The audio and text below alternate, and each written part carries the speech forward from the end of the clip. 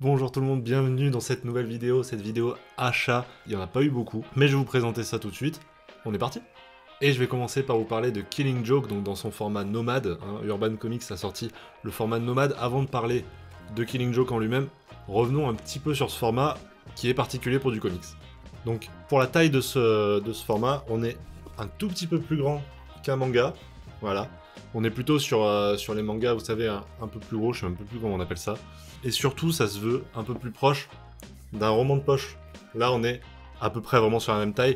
Le but, c'est d'être un peu transportable partout, et surtout à un moindre coût. Celui-ci, par exemple, j'ai eu à 5,90 €. Donc c'est vraiment une bonne affaire. Quand le format il a été annoncé, il y a eu un peu deux teams. Il y a ceux qui ont considéré que c'était vraiment une bonne chose d'essayer d'apporter du nouveau, d'essayer de diminuer les prix et d'essayer de changer les choses concernant le comics. Et d'autres, au contraire, qui ont vu ça comme voilà, une dénaturation du comics même, du format qu'on connaît tant. Pour l'instant, j'ai pas encore vraiment découvert ça, moi ça me choque pas, j'étais très curieux, et je suis très content de l'avoir enfin en main. J'avais à peu près tout ce qui était vraiment DC Comics, sauf Killing Joke, et puis après j'avais pas Fable et Transmétropolitane, mais je trouvais que Killing Joke c'était vraiment le parfait exemple pour commencer, parce que c'est le moins cher, il est vraiment pas gros, et surtout c'est cultissime, et je l'ai pas encore lu, je sais pas ce qui me retenait jusqu'à présent, donc j'ai hâte de découvrir ça. En parlant de Killing Joke, c'est vraiment une des œuvres que je dois lire le plus rapidement possible, c'est vraiment dans le top 10 des œuvres les plus cultes de DC Comics. Vous avez été très nombreux à me le conseiller quand je vous demande votre Batman ou votre Batman au sens large préféré, vous êtes beaucoup à me citer Killing Joke. N'hésitez pas à me dire en commentaire si vous voulez que je vous le présente dans une vidéo dédiée. Donc je pense par exemple à Tête dans le culte, ça irait très bien dans un Tête dans le culte, c'est cultissime, ou même dans un comics presso, si on peut en parler en 4-5 minutes, c'est assez court. Je lis tous les commentaires, vous le savez, et je réponds à tout le monde. On continue avec un tout petit peu de manga, puisque la semaine dernière je vous ai parlé d'un véritable coup de cœur avec le tome 1 de Hell's Paradise. J'étais obligé de me procurer le tome 2, c'était sûr. Alors ils sont un tout petit peu plus chers que les mangas que j'achète habituellement, je crois que c'est un tout petit peu plus de 7 €, donc c'est pas excessif. Mais c'est vrai que ça m'a un peu surpris sur le coup. J'ai tellement hâte de voir la direction que prend le manga. Est-ce que on va partir sur une sorte de battle royale assez classique, qui serait pas si décevant, parce qu'en soi j'en ai pas dans mes lectures du battle royale, c'est un format que j'aime bien. Mais j'ai l'impression qu'Hell's Paradise peut aller un petit peu plus loin avec les thématiques qu'ils ont mis en place dans le tome 1. Du coup j'ai très hâte, je vais pas vous mentir. Dès que j'appuie sur arrêter l'enregistrement pour cette vidéo, je me pose dedans. J'ai mis en pause ma lecture juste pour tourner la vidéo, donc je reprends juste après. Laissez-moi vous parler de la sortie du mois d'août que j'attendais le plus. C'était en toute fin de mois. Pour ceux qui me connaissent, il y a absolument zéro surprise. Vous les voyez derrière moi, la 7ème intégrale est sortie. J'attendais de la recevoir pour vous tourner la vidéo, pour tout vous dire.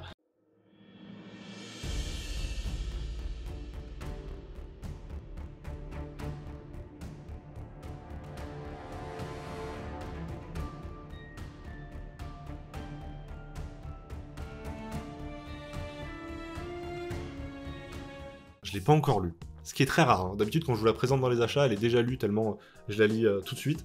Mais là, je l'ai reçue ce matin même.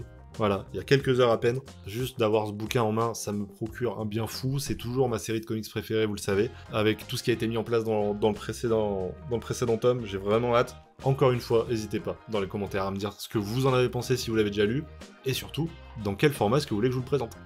En tout cas, moi, ce soir, je vais me poser dans le fauteuil, petit café sur la table basse, petite lampe sur le côté pour bien profiter des dessins de Ryan Otley. Et là, on est bien. Là, je vais être comme ça. Oh là là, j'ai tellement hâte. Je vais passer une soirée exceptionnelle. Oui, j'ai pas acheté un tome, j'ai pas acheté 2 tomes, j'ai acheté 6 tomes de One Punch Man. Je vous en ai déjà parlé dans la précédente vidéo, si vous voulez savoir mon avis sur le tome 1 à 3, c'était dans la lecture du mois d'août. Mais en réalité, j'ai acheté 6 tomes d'un coup, c'était une super offre sur Vinted. C'est surtout un animé que moi j'avais adoré, c'est vraiment dans mon top animé. C'est vraiment l'humour comme j'aime, en VF.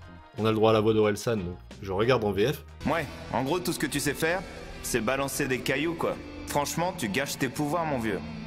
Et malheureusement, le rythme de sortie il est un peu catastrophique. À l'époque où je regardais, je lisais pas du tout de manga, c'était pas du tout un réflexe de me tourner vers le format papier. Maintenant que c'est le cas, maintenant qu'on a quand même une belle bibliothèque, autant l'enrichir avec One Punch Man. Évidemment, même avec les 6 tomes, j'aurais absolument pas rattrapé là où j'en suis dans l'animé. Il va me falloir un peu plus de temps, on va le prendre, on va y aller doucement, ça me replonge un peu il y a quelques années en arrière en lisant ça. Donc c'est trop cool, et je vais lire la suite. Et on arrive déjà à la fin de cette vidéo avec le dernier achat comics du mois d'août. Je sais que vous êtes certains ici à être là depuis très longtemps, voire depuis 2 ans bientôt sur la chaîne, et vous me connaissez, à chaque achat comics, il y a une œuvre de Mark Millar. Voilà, c'est le rituel. Évidemment, le mois d'août était marqué par la sortie du tome 2 de Magic Order, j'étais obligé de le prendre. Honnêtement, j'avais relativement bien aimé le tome 1, donc c'était pour moi logique d'aller sur le tome 2. J'adore les couleurs qu'ils ont mis, Panini là-dessus. Je trouve ça trop stylé, ce violet là, il est incroyable. Pour rappel, le tome 1, on avait Mark Millar au scénario, on avait Olivier Coipel au dessin. Rien que ça. Sur le tome 2, on perd Olivier Coipel, mais à la place, on a Stuart Timonen. À voir, moi je préfère Coipel et les amis sur ce tome 2. J'ai peur, j'ai très peur, vous le savez ce que je pense de Mark Millar. Je trouve que c'est quelqu'un qui a des idées de plot exceptionnelles, mais c'est pas le meilleur pour les développer, ni pour les finir. Et du coup, j'ai un peu peur de voir volume 2 juste à côté de son nom. Parce que ça veut dire qu'il a dû développer l'histoire, qu'il a dû pousser le truc un peu plus loin, peut-être plus loin qu'il l'avait prévu à la base. Ça me rassure pas. Ça me rassure pas, j'ai peur que ça avance pas trop, j'ai peur que ça tourne autour du pot, qu'il sache pas trop où aller. Bon, je pense que ça sera dans mes lectures du mois de septembre pour les curieux. C'est clairement le genre de truc que je lis très rapidement. Voilà, si jamais vous avez lu certaines des œuvres que j'ai présentées aujourd'hui, n'hésitez pas à me dire ce que vous en avez pensé dans les commentaires. Je réponds à tout le monde, c'est toujours un plaisir de lire les commentaires voilà, de tout le monde. Parfois vous êtes très pertinent, on a des super débats dans les commentaires, donc n'hésitez pas, c'est fait pour ça. N'hésitez pas également à vous abonner si c'est pas déjà fait en cliquant sur le petit bouton rouge juste en dessous de la vidéo.